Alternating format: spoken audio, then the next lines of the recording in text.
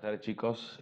Con esta presentación les voy a pasar a explicar un poquito o a resumir lo que hace a la actividad número 4 que habíamos hecho, que ya el quinto A de la burbuja 2 ya me entregaron esta actividad. Es un resumen de, de los textos, mejor dicho, de las páginas del libro que yo les había dado para que trabajen, ¿no? Que eran 3 páginas, si no me equivoco, si mal no recuerdo. Así que bueno, voy a pasar a desarrollarles un poco con respecto a este tema. Bueno, el modelo agroexportador. Acá tenemos algunas fotos icónicas de esta etapa que ha marcado nuestro país. El modelo agroexportador comienza a fines del siglo XIX, en el año 1880, y se da, digamos, cuando se termina de conformar organizacionalmente y territorialmente el Estado Nacional, ¿no? Cuando se dan la expansión de la frontera nacional por medio de la conquista de territorios que estaban en manos aborígenas o indígenas. La conformación territorial a partir de 1880 va a ser orientado a lo que es la producción de materias primas y alimentos para el mercado mundial, que demandaba el mercado mundial, especialmente a lo que demandaba el país o el Reino Unido, ¿no? Ahí en Europa del Norte. Este modelo agroexportador hace referencia a un proyecto ideológico y político de gobiernos conservadores que tenían el poder en ese momento, que era, por ejemplo, el PAN, que era el Partido Autonomista Nacional, que eran todos gobiernos conservadores. Y por otro lado, también hace referencia a un lado económico, ya que se establecen medidas económicas de tinte liberales de la escuela de Adam Smith, es decir, de medidas económicas europeas, ¿no? Este modelo agroexportador se va a dar principalmente o va a tener mayor hincapié en lo que es la región pampeana y va a ser para el beneficio de grandes propietarios latifundistas ganaderos, es decir, de grandes terratenientes de Buenos Aires, ¿no? Que se dedicaban a la exportación de materia prima y alimentos hacia Europa, ¿no? Como te les habéis dicho.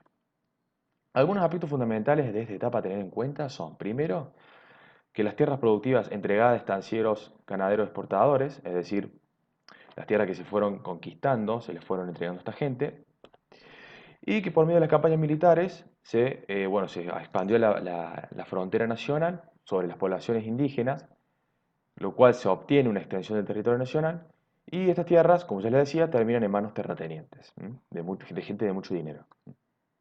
Acá tenemos un par de mapas, por ejemplo, el modelo precolonial, de cómo estaba distribuido, digamos, la dinámica espacial en esa época. La precolonial es antes de la conquista de los españoles, cómo estaba desarrollada la dinámica, donde se producían alimentos, etcétera. Toda esta zona donde había muchos indígenas, el imperio inca. Luego pasamos ya al modelo colonial, cuando ya llegan los españoles y se crea, digamos, el Virreinato del Río de la Plata. Acá tenemos grandes manchones donde se desarrollaban principalmente las actividades económicas. Estos caminos son las rutas por donde venían el comercio. Por ejemplo, en Bolivia, lo que es actualmente en Bolivia, en la mina de Potosí se extraía un montón de minerales que bajaban por Jujuy, pasaban por Salta, pasaban por Tucumán, pasaban por Córdoba, llegaban al puerto de Buenos Aires y salían directamente hacia España, ¿no? Lo mismo pasaba con lo que se producía en lo que es la zona de Paraguay, el litoral argentino, y del lado chileno también, donde se explotaban minerales y se cruzaban del otro lado de la cordillera, llegaban a Córdoba y de acá llegaban al puerto de Buenos Aires y se, digamos, exportaba, entre comillas, ¿no? Se, se llevaba todo eso que se producía, se llevaba a Europa, a España principalmente, ¿no? Que éramos colonias españoles, ¿no? Luego ya tenemos lo que pasa, digamos, al modelo agroexportador, lo que estamos actualmente viendo, que acá cambia, digamos, la mancha de la dinámica espacial, económica, social. Empieza a tener una gran importancia lo que es la región pampeana, lo que es la provincia de Córdoba, Santa Fe, Entre Ríos, Buenos Aires, ¿no? Todo lo que se producía por fuera de la región pampeana, que es todo este círculo que está acá, todo lo demás es región extrapampeana, todo pasaba por Córdoba como un gran centro urbano que recaptaba todo lo que se producía en las provincias de Cuyo, en la provincia del Noroeste. Y acá o tenían dos caminos, o llegaban a Rosario y directamente de Rosario bajaban por el río Paraná, salían por el río de la Plata y se iban hacia Europa, todo lo que se producía, especialmente Reino Unido y Francia, o directamente pasaban a Buenos Aires y de Buenos Aires, en el puerto de Buenos Aires, directamente salían y se iba hacia Europa, ¿no? Pues ya se puede observar que la dinámica y la importancia sectorial de lo que es actualmente la Argentina cambia con respecto a la época colonial, ¿no? Toma mayor hincapié la región pampeana y que sigue siendo predominantemente influyente hoy en día, ¿no? La región pampeana con su producción agropecuaria y ganadera.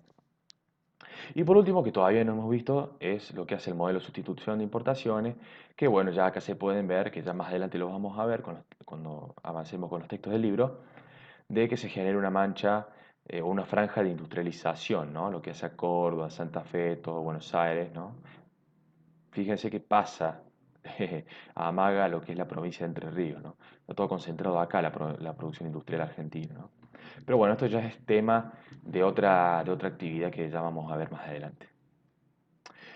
Otro aspecto fundamental, el segundo aspecto, es que empezaron a llegar inversión de capitales extranjeros, principalmente Reino Unido y Francia, para lo que es la infraestructura civil en ciudades o para el establecimiento de ferrocarriles y puertos que permitían el movimiento de la materia prima, desde los lugares donde se producían hasta el puerto y de ahí salir exportados hacia Europa. Una tercera etapa que hace el desarrollo del ferrocarril con un modelo radial, es decir, ¿qué es un modelo radial? Es decir, que la base del sistema ferroviario parte desde el centro, que en este caso siempre fue Buenos Aires, la ciudad de Buenos Aires, la provincia de Buenos Aires, hacia afuera, para la exportación de lo producido, como les decía anteriormente. Acá tenemos un mapa muy claro, cómo se produce un crecimiento abrupto del tendido ferroviario, ¿no? En 1870 era prácticamente inexistente, empezaron a llegar los capitales en 1890, teniendo como eje principal lo que es la ciudad de Buenos Aires, ¿no? Todos los ramales llegaban a Buenos Aires, ¿no? Vienen del norte, vienen del centro del país, de Santa Fe, llegaban acá a Buenos Aires. Y ya en 1910 tenemos una red ferroviaria de 27.994 kilómetros, ¿no? Todos desembocando o al puerto de Rosario o directamente a lo que es Buenos Aires, ¿no? Al puerto de Buenos Aires. Todo esto fue con la intención de, digamos, obtener una salida para todo lo producido y que toda esa mercadería, toda esa materia prima llegue rápido al puerto y de ahí salga exportado hacia Europa. Y por último tenemos un cuarto aspecto que es la inmigración europea creciente para mano de obra promovida por el Estado y que fueron principalmente asentados en lo que es la región litoral y pampeana. Acá tenemos un claro ejemplo de los buques con inmigrantes. Bueno, después tenemos lo que son los espacios dentro del modelo agroexportador y podemos decir que durante la segunda mitad del siglo XIX o fines, del siglo XIX, cuando llegan los inmigrantes, se produce el asentamiento de estos y su desempeño en distintas zonas fueron lo que dieron características a cada una de las regiones. Es decir, donde se asentaron los inmigrantes y su desempeño, es decir, todas las actividades que desempeñaban en las distintas zonas, fueron lo que dieron características a cada una de las regiones, que son dos regiones. La región pampeana, que hace todo lo que es provincia de Santa Fe, Córdoba, Entre Ríos y parte de La Pampa, no es toda La Pampa, sino parte de la provincia de La Pampa. Y la región entrepampeana, que es todo lo blanco, y puede decir que de acá, de esta línea, para abajo de la Pampa, también es una región extrapampeana. Se lo considera como desierto patagónico, en realidad, la provincia de La Pampa. Pero bueno, para que ustedes lo tengan bien en claro, digamos, tenemos una región extrapampeana por fuera y una región pampeana en el centro, que está en color gris. Primero vamos a empezar con lo que hace la economía y el espacio extrapampeano, ¿no? Esto principalmente se da en lo que es la región noroeste y noreste de nuestro país y también en la zona de la Patagonia y el Cuyo, está Mendoza, Cuyo, ¿no? Mendoza, San Juan, La Rioja. Van a surgir un montón de colonias agrícolas por parte de los inmigrantes, pero la característica de la economía o de la productividad de esta región extrapampeana es que era una trama productiva bastante débil, de baja generación de valor, ¿no? Debido a la limitada calidad del suelo y con clima dominantemente cálido en el norte y frío en el sur, pero muy, muy frío en el sur, lo cual impedía una producción abundante y con ingresos fluidos en el mercado internacional. Se hacía, no tenían las condiciones dadas, digamos, para generar una gran producción y que esa producción luego vaya al mercado internacional. Lo que se producía, en este sentido, digamos, lo que se producía era orientado directamente al mercado interno. Esto lo tienen que tener ustedes en la actividad, ¿no? Lo que se producía en la región extrapampeana era, digamos, orientado al mercado interno, para abastecer la demanda interna. Por ejemplo, tenemos la producción de vino en el Cuyo, se estaba empezando a establecer bodegueros, más que nada en la provincia de Mendoza, que es una provincia clave, digamos, en la producción de vino a nivel nacional. Después tenemos el azúcar, por medio de los ingenios azucareros, en lo que hace a la provincia de Tucumán. donde se da la característica social de que se genera, o se genera, y se genera, podríamos decir actualmente, la explotación de campesinos. Después se daba lo que es la explotación forestal en lo que es la provincia del Chaco y la producción algodonera también. Y después tenemos la producción de ovinos, ovejas y frutas en la Patagonia, frutas más que nada en el Alto Valle del Río Negro, la provincia del Río Negro. Bueno, acá tenemos un mapita bien claro, con todas las actividades que se desarrollaban en la región extrapampeana, que es toda esta zona. Tenemos arroz en Corrientes, yerba mate en Misiones, algodón y bueno, forestal también en Chaco, caña de azúcar en parte de Jujuy, Salta y Tucumán, uva en la que es la región de Cuyo. Y bueno, manzana y fruta, este es el Alto Valle del Río Negro que yo les decía, que viene un río acá. Y las ovejas en el resto de la Patagonia, ¿no? Más que nada por la lana, que era muy demandada en Europa. Ya después tenemos lo que hace a la región de la economía y el espacio pampeano, el más importante a este modelo de exportador, y tenía condiciones muy ideales para la producción agropecuaria. Teníamos el pastizal pampeano, que es muy bueno, y tenemos una serie de estímulos, como eran las leyes de entrega de tierras, que hacían muy fácil las inversiones, digamos, y la apropiación de tierras para alguien que quería venir a invertir en el país. Y aparte teníamos un contexto económico mundial muy favorable. La economía mundial estaba en franca expansión, digamos, ¿no? A nivel mundial. Por eso había mucho dinero y los países europeos demandaban mucho alimento. La ganadería va a ser la principal producción exportable, siendo seguido por el ovino, por la oveja.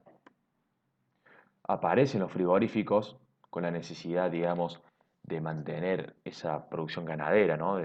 Digamos, de la matanza de los animales para luego mantenerlos en los frigoríficos y luego exportarlos, como sucede actualmente, ¿no?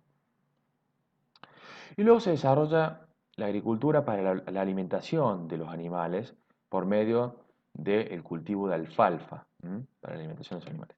Ya en este punto, digamos, se produce un quiebre en la agricultura y se empieza, digamos, a desarrollar a toda velocidad. A toda velocidad se empieza a desarrollar la agricultura en esta etapa, cuando ya la agricultura se orienta para la producción de alimento para los animales, ¿no? En el siglo XX, ya a principios, muy a principios del siglo XX, o sea, a principios de 1900, toma auge la agricultura con cultivos como el trigo, el maíz, el lino y otros, para lo que hace al mercado externo. Va a haber una tenencia concentrada de la tierra, generándose latifundios, que son grandes extensiones de tierra que pertenecen a pocas personas, a pocos propietarios, terratenientes de grande caudal de capital, digamos, que tienen el dinero para tener todas esas tierras. Y por otro lado, los inmigrantes podían acceder a esas tierras, pero eran muy limitados, digamos, a través de los minifundios, que eran las parcelas de menores dimensiones. En este mapa podemos ver claramente las distintas actividades que se iban desarrollando en la región pampeana, ¿no? Más que nada la agrícola acá en este sector, el ganadero era predominantemente en este sector, era predominante, perdón, en este sector, y acá todo lo que está en verdecito, bien clarito, era un uso mixto entre ganadero y agrícola. Ahora vamos a ver un video con respecto a lo que hace el modelo agroexportador y el sistema radial que yo le hablaba anteriormente del transporte ferroviario y cómo digamos, tenían influencias entre ambas, ¿no? Cómo se desarrollaba tanto el modelo agroexportador y a su vez desarrollaba el modelo de transporte ferroviario y cómo el modelo de modelo de transporte ferroviario permitía a su vez el desarrollo del modelo agroexportador, es decir, se retroalimentaban. Veamos. En el siguiente video veremos la vinculación de la formación del modelo agroexportador y el boom del ferrocarril como sistema de transporte esencial que complementó a dicho sistema económico.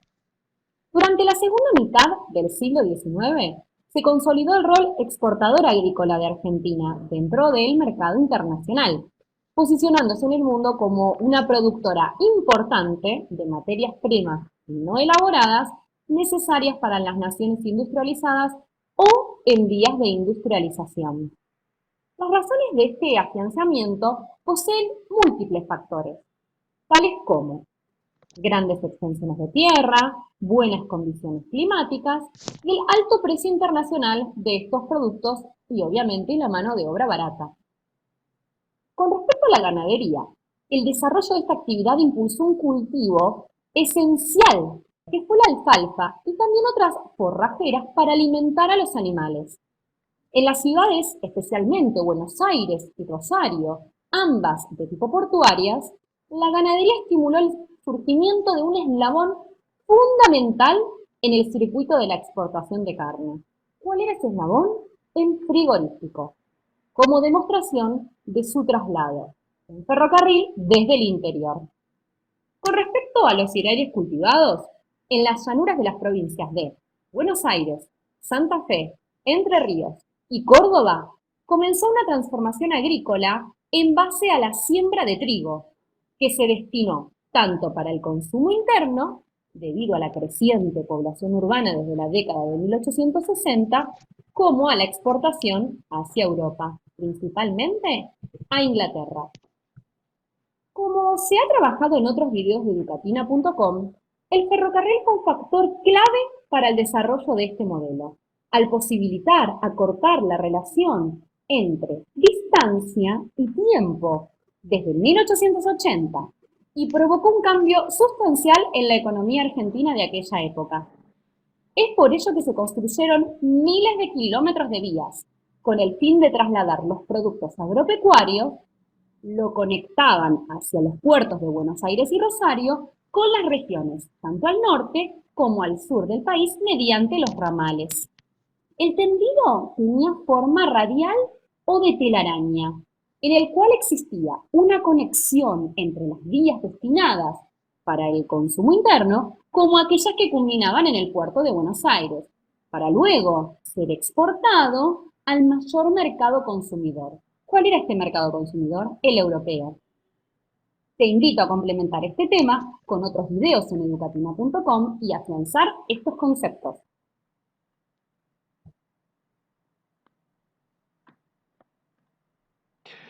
Bien, ahora podemos pasar a lo que es el modelo agroexportador y lo que hace la demografía, ¿no? La evolución de la población en esa época en la Argentina, ¿no?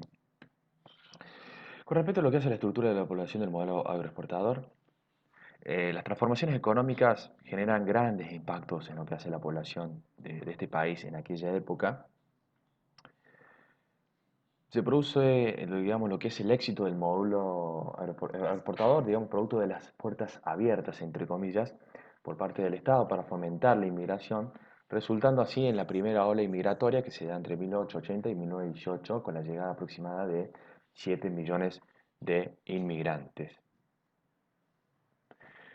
En esta época también disminuye, como ya le dije anteriormente, disminuye la población indígena por las campañas militares expansionistas y se produce una concentración de la población inmigrante, más que nada, en Santa Fe, Entre Ríos, Córdoba y Buenos Aires, donde conformaban colonias agrícolas, y en ciudades portuarias como Rosario y Buenos Aires, o en aquellas ciudades donde se encontraban estaciones de ferrocarril. Es decir, estas estaciones de ferrocarril se establecían en ciertos pueblos o ciudades porque permitían salir, darle salida a lo que se producía. Y a su vez, en esas zonas donde había ferrocarril, era que había saladero para los alimentos, había curtiembre, es decir, todo lo que era relacionado al cuero de los animales, había talleres ferroviarios, había frigoríficos, ¿no? Las razones de la llegada de los inmigrantes se deben a una serie de cuestiones como son la mejor calidad de vida para trabajar en este país, dado que había muchos conflictos bélicos en Europa, lo cual generaba muchas muertes, había muchas muertes y mucha hambruna en Europa. Aparte, por parte del Estado había pasajes subsidiados o se ofrecían, digamos, contratos privados o estatales para los trabajadores que quisieran venir a residir en el país. Después se genera o se crea, mejor dicho, la ley Avellaneda, que se da en 1876, antes, unos par de años, 4 años antes de que iniciara el modelo agroexportador, que fue en 1880.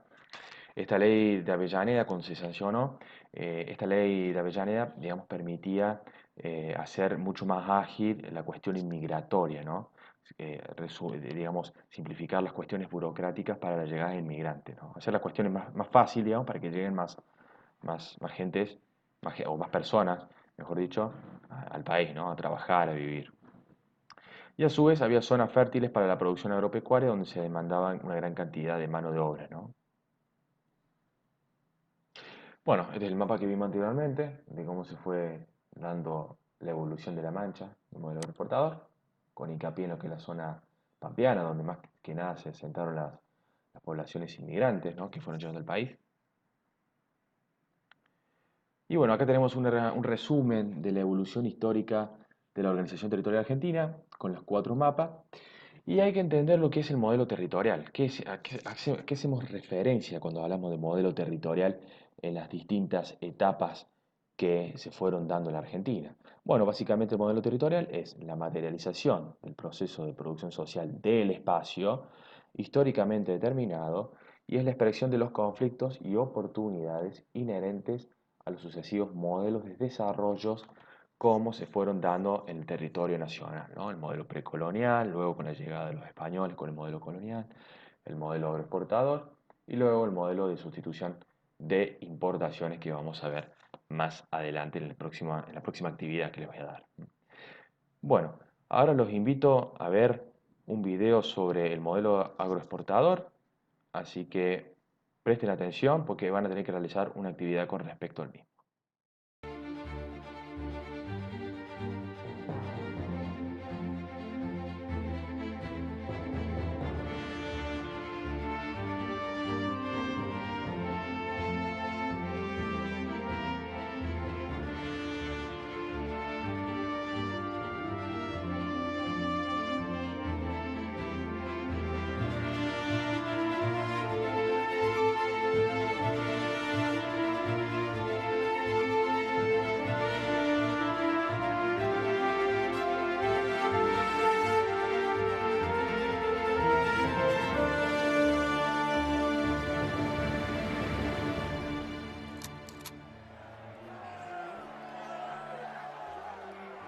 El 25 de junio de 1912, en la localidad de Alcorta, en la provincia de Santa Fe, una multitud se dirige a la sociedad italiana, dispuesta a terminar con la distribución irracional de las ganancias obtenidas por el trabajo de la tierra y la fuerte explotación a la que son sometidos.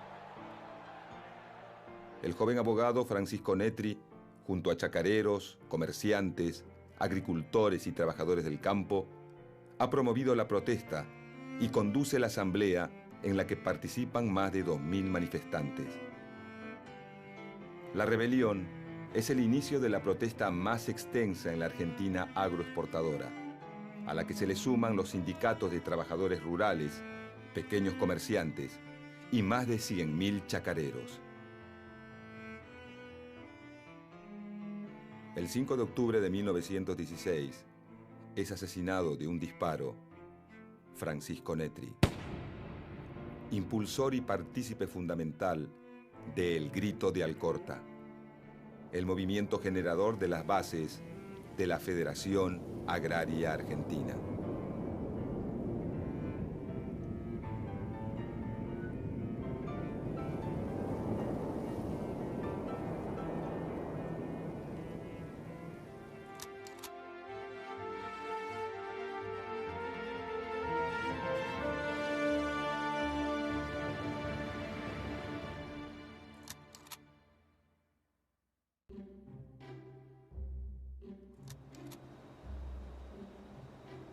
El proceso de industrialización que atraviesa Europa a fines del siglo XIX genera oferta de productos manufacturados, demanda de materias primas y excedente de capitales en busca de mejores márgenes de ganancia. Argentina, como otros países que ante la necesidad de mano de obra ofrecen salarios altos, recibe gran cantidad de inmigrantes expulsados de algunas zonas del viejo continente que sufren exceso de población, desocupación y hambrunas. América Latina se reacomoda en el nuevo mercado mundial y Argentina se incorpora como una de las principales productoras de alimentos y materias primas. La reorientación genera un nuevo patrón económico, el modelo agroexportador. Este modelo se basa en la exportación de carnes y granos, producidos a partir de la explotación extensiva de la tierra, que necesita de capitales externos para inversiones, y la incorporación de mano de obra inmigrante. Argentina cuenta con millones de hectáreas incorporadas a la fuerza, como resultado de las campañas de ocupación de los territorios de pueblos y comunidades indígenas.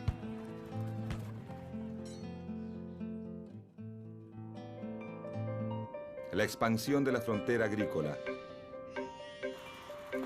el desarrollo del sistema ferroviario, el alambrado de los campos y la llegada masiva de inmigrantes para solucionar la escasez de mano de obra permiten la puesta en producción de millones de hectáreas. En 16 años se pasa de 200.000 hectáreas dedicadas al trigo a 1.600.000.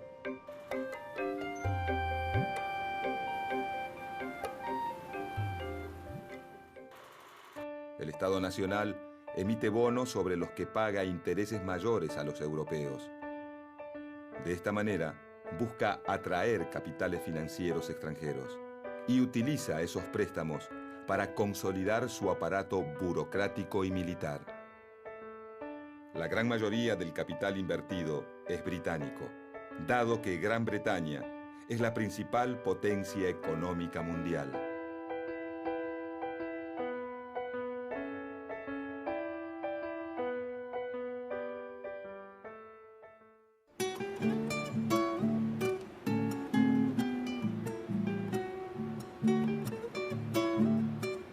Los capitales ingleses invierten en la construcción de puertos y líneas férreas para favorecer la exportación de productos agropecuarios y la introducción de manufacturas.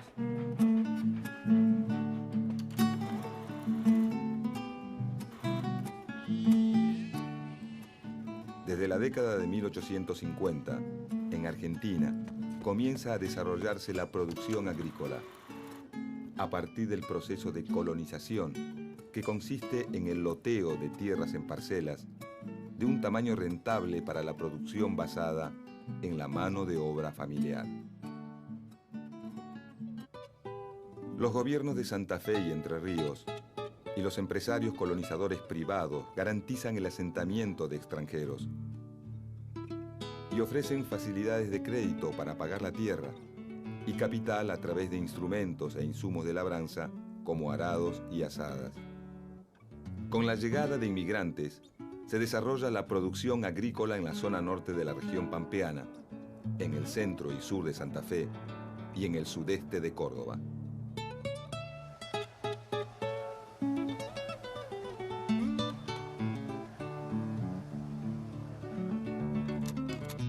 El resultado más inmediato de la colonización es, hacia la década de 1870, el inicio de las exportaciones de trigo y maíz.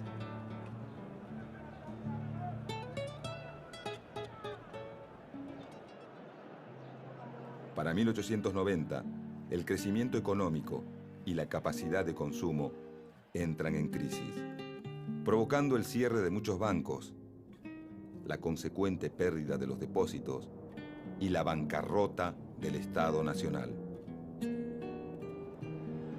La crisis del 90 tiene un duro impacto sobre los colonos que pagan las hipotecas de sus parcelas. Los dos grupos más numerosos y vulnerables son, por un lado, los pequeños arrendatarios que explotan la tierra en base a la mano de obra familiar, y por otro lado, los llamados braceros, que son peones y jornaleros empleados como mano de obra en la cosecha ante la demanda de brazos.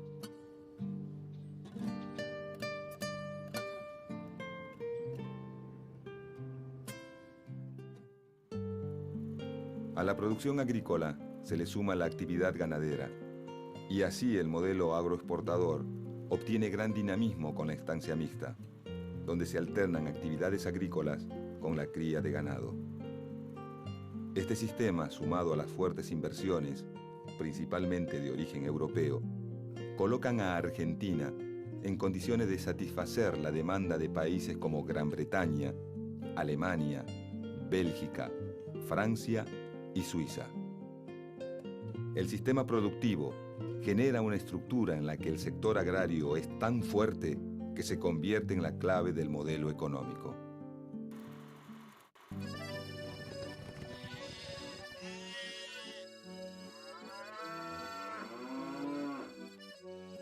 Con la importación de sementales que producen más kilos de carne en menos tiempo, se perfeccionan las razas ganaderas según el gusto de los diferentes mercados que las consumen. El grupo de productores dedicados al ganado refinado, dividido entre criadores y los que engordan a los animales, conocidos como invernadores, se consolida.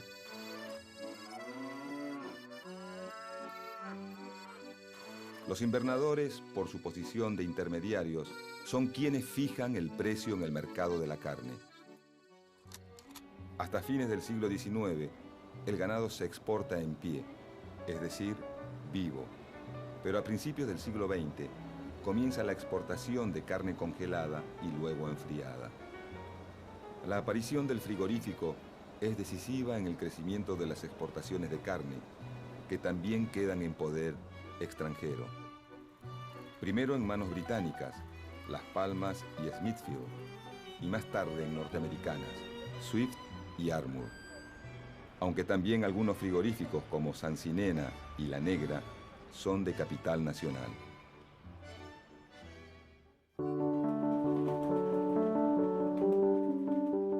El progreso económico para abastecer el creciente mercado alcanza a la provincia de Mendoza con la industria del vino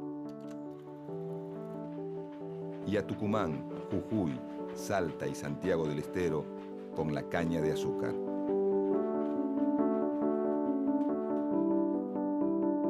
El Estado, a través de tarifas aduaneras a la importación, protege estas actividades productivas. Alienta y garantiza obras de infraestructura que permiten conectar a las regiones productoras con los mercados consumidores. En el norte de Santa Fe, parte de Corrientes, Chaco y Santiago del Estero, se inicia un proceso de explotación de los bosques de quebracho, principalmente por parte de la compañía La Forestal del Chaco, una empresa de capitales ingleses con aportes de accionistas franceses y alemanes. Del quebracho se extrae el tanino, una sustancia que se exporta y se consume a escala local para curtir cueros. Además, la madera del quebracho se utiliza para producir durmientes de ferrocarril y postes.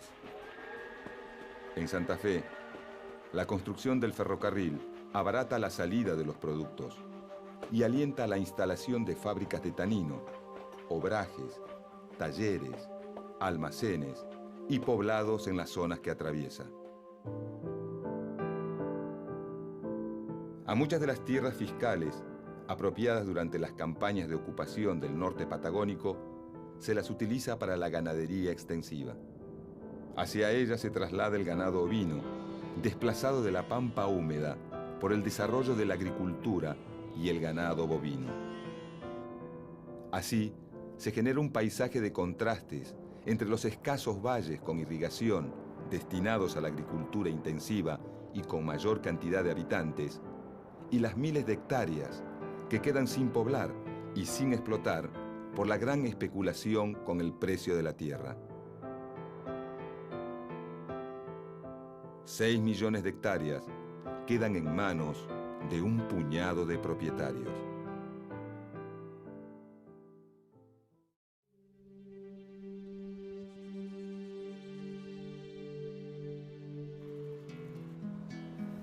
En 1907, el presidente Figueroa Alcorta decreta que el yacimiento de un pozo petrolero descubierto en Chubut es de propiedad estatal. A partir de entonces empieza a formarse un nuevo polo de desarrollo en esa provincia.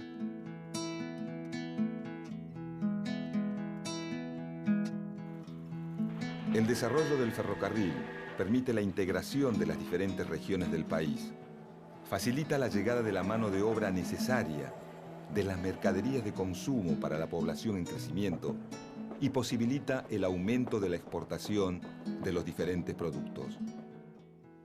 Es Gran Bretaña quien domina el negocio de los ferrocarriles. La expansión de la red ferroviaria es vertiginosa. Pasa de 9.400 kilómetros en 1890 a casi 34.000 kilómetros en 1914.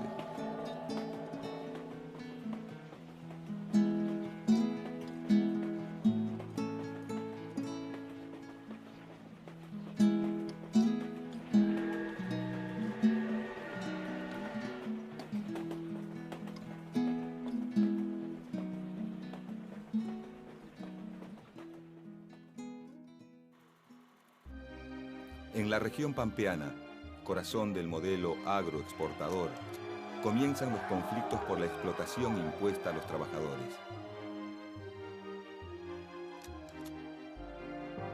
Bajos salarios, extensas jornadas laborales y excesivos cánones de arrendamiento de las tierras chocan con la idea promovida por el gobierno y los terratenientes de que se vive un desarrollo social armónico.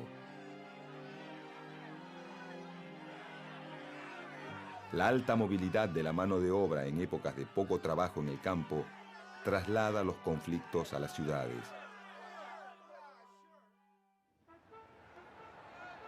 Entre 1901 y 1904 se realizan varias huelgas protagonizadas por peones de la región pampeana, asalariados del sector cañero del noroeste y quebracheros de la zona chaqueña.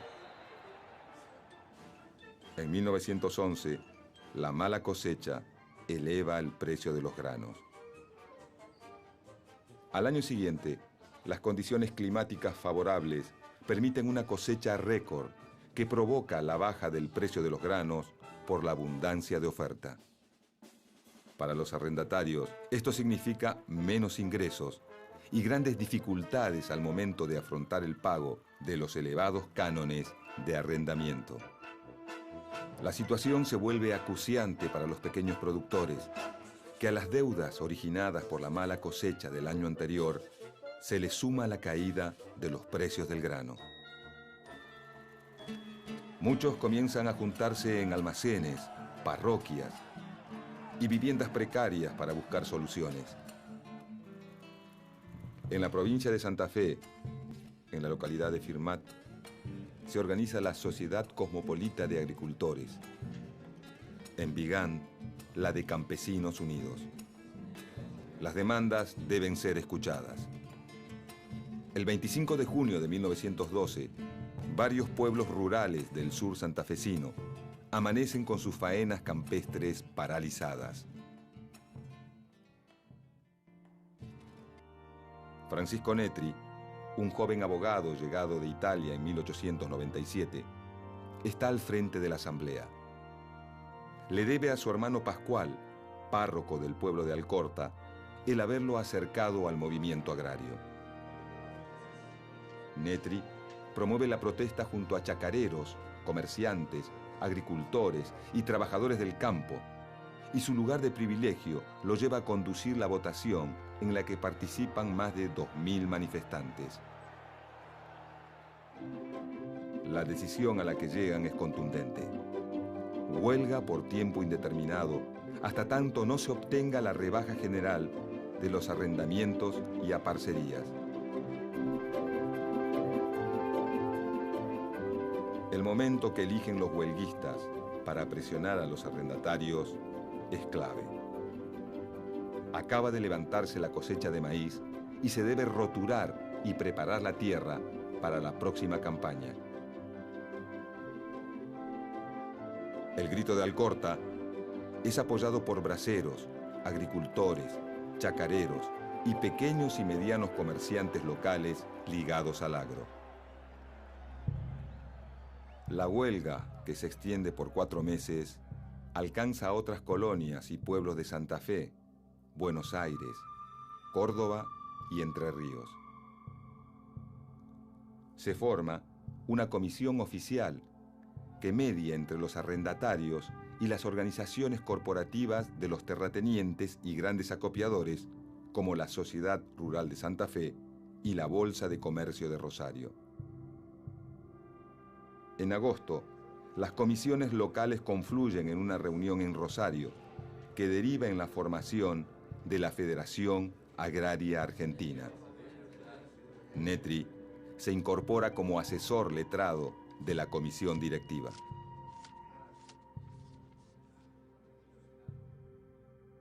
El Grito de Alcorta es el primer movimiento agrario de gran alcance que promueve la Asociación Gremial de Chacareros y crea una corriente que estimula las protestas y el surgimiento del cooperativismo agrario. Pero las coincidencias entre obreros y arrendatarios pronto llegan a su fin.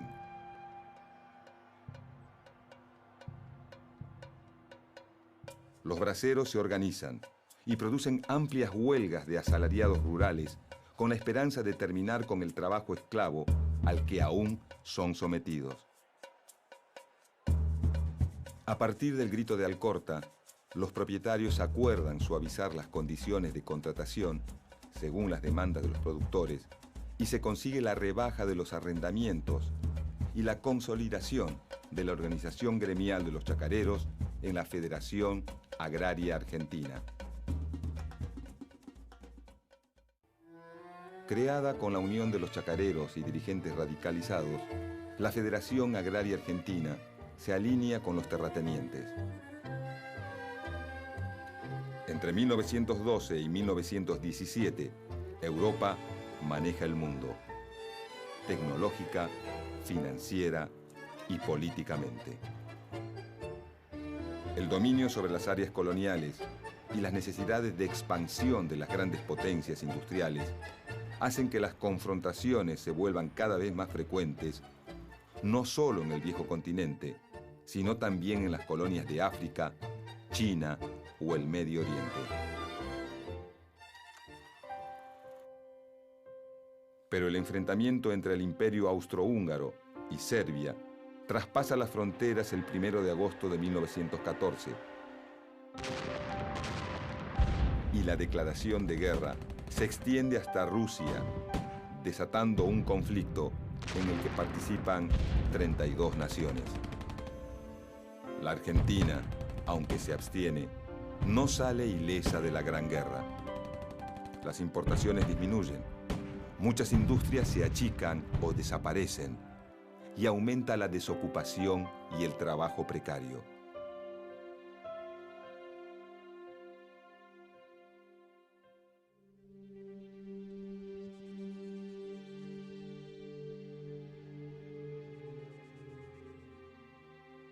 En 1916, mientras se dirige a la sede rosarina de la Federación Agraria, Francisco Netri recibe un disparo. Herido de muerte, logra llegar hasta la peluquería ubicada frente a la Federación y muere en el patio de ese local. El autor del disparo es Carlos Ocampo. Aunque nunca devela en el juicio el motivo de su accionar, se sospecha que el asesino ha sido contratado por los terratenientes santafesinos.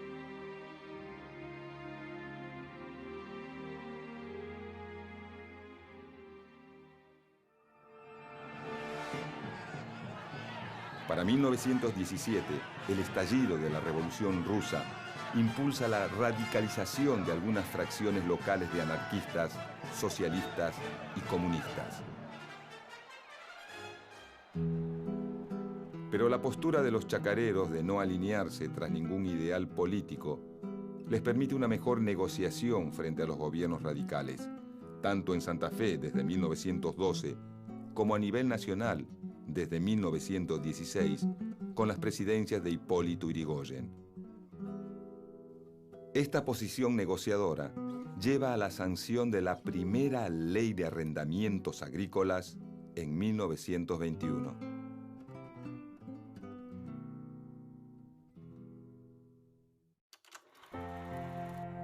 El modelo agroexportador moderniza al país y lo convierte en uno de los mayores exportadores del mundo. Pero al mismo tiempo, expone a la clase trabajadora a constantes y múltiples situaciones de explotación e injusticia.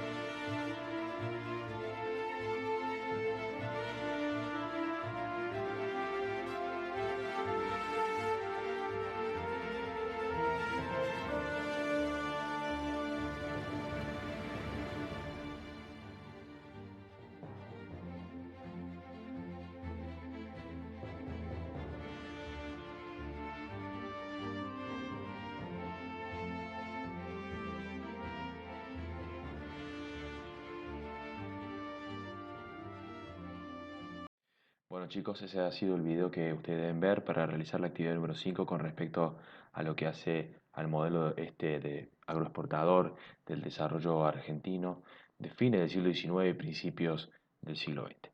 Nos estamos viendo en el colegio, les mando un fuerte abrazo, cuídense.